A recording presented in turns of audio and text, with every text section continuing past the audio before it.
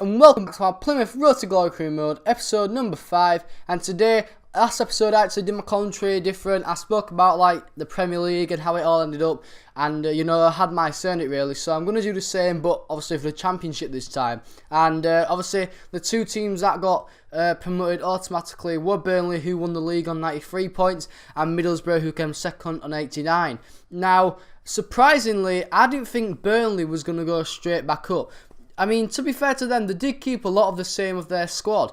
The only player they really got rid of, well, the only two players they got rid of was Jason Shackle, who went back to Derby, who wasn't really a big miss in the end, and also Kieran Trippier, who he went to Tottenham, obviously. Again, wasn't really a big miss. And then the biggest of them all, Danny Ings, did go to Liverpool, didn't do much in the Premier League, so I don't think they'll be too bothered about him. And, in kind of exchange, they got Andre Gray for that, and to be fair, he did so well. I mean, Hull, my team, Hull City, who I support, they nearly got him, but they didn't want to pay that much for him. And now look, he's got Burnley promoted really on his own, and he fired in 25 goals. That is sick. That is unbelievable. That 9 assists, not bad either. So it just shows you how much of a credit it was to Burnley. And also Middlesbrough. To be fair, they obviously got beat in the playoffs last year against Norwich. So I was thinking they were going to be around there, and in the end they did finish second. They did. I think every team who finished in the top 5 went on quite a good streak this year. We had Brighton. They went 19 games unbeaten. Now that is mad. At the start of the season, you're thinking, God, they're going to easily win the league. Well, in the end, they finished third on goal difference behind Middlesbrough.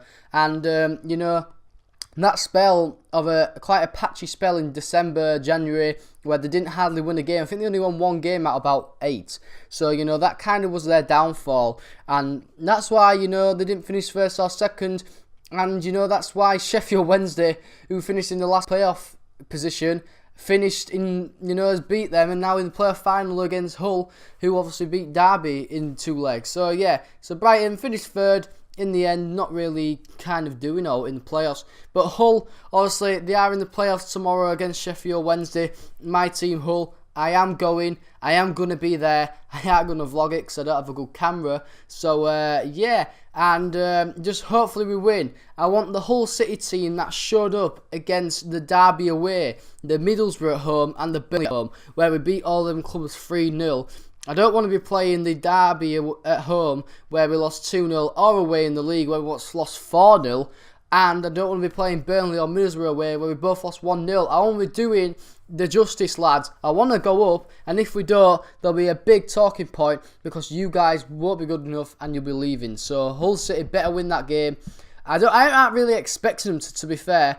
But, I need a good side of Hull City to show up, and I want them to want it more. Because, a lot of the season, they've just been caring about the money, really, I think. But yeah, we're playing Sheffield Wednesday. Obviously, they finished in 6th on 74 points. 5 points above Ipswich, who finished in 7th. So they were quite a way off, 7th. And they were quite a way off, like, not getting in the playoffs. So, yeah, and then, obviously, Derby, who was, I think, first at Christmas. I remember they beat Hull City 2-0 away, and they went top. And then, just since then, they sacked the manager, going on a bad form, really. And they did in the playoffs, and nearly friggin' drew to get extra time in the playoffs, but luckily we Hull City held out and kept it a 2-0 lead. So also Hull and Sheffield Wednesday are in the playoffs, and like I said, I'm expecting Hull to win, but never underestimate the underdog because Sheffield Wednesday are a good side this year. But if I was to put my money on it, I would put it on Hull. But yeah, the teams that went down: Bolton. What the fuck has happened to you? I mean, you finished on 30 points. That is embarrassing. 30. Well, to be fair, MK Dons only finished on 9 above them, but still, 30 points, that's not good enough, Bolton. You was a Premier League team about 3 or 4 seasons ago, and now you're a League One side getting one of the lowest amount of points in the Championship ever. You won 3 games, and embarrassingly, one of them was against Hull. So, yeah. But also, the teams that also got relegated were MK Dons and Charlton. MK Dons, they started the season well, and also halfway through it, they were doing alright, but they just dropped off. so much towards the end of the season, and obviously finished 23rd with 39 points. So yeah, 1 point behind Charlton, who started off well again. There was actually near top Charlton, which was so surprising to start the season, and since then they've just been shit. So, yeah, because they beat Hull. I mean, every team that's gone down has nearly beat Hull. So, yeah, I mean, Charlton finished on 40. The team above them, obviously, Rotherham, who finished in 21st place, who just missed out on, well, they didn't really just miss out on relegation. They missed out on relegation by 9 points.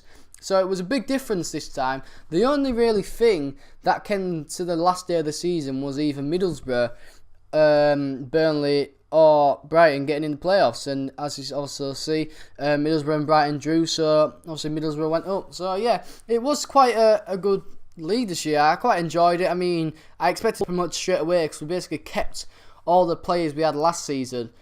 It was, you know, we didn't sell anyone who wasn't in the starting lineup last year. We kept all our players. So, you know, it's just a bit upsetting that we finished 4th. Obviously, it's down to form. You know, you've got to win these easy games. If you don't, you're definitely not going to go up because you're not good enough. But yeah, top scorers, obviously, I've mentioned Andrea Gray, finished on 25 goals.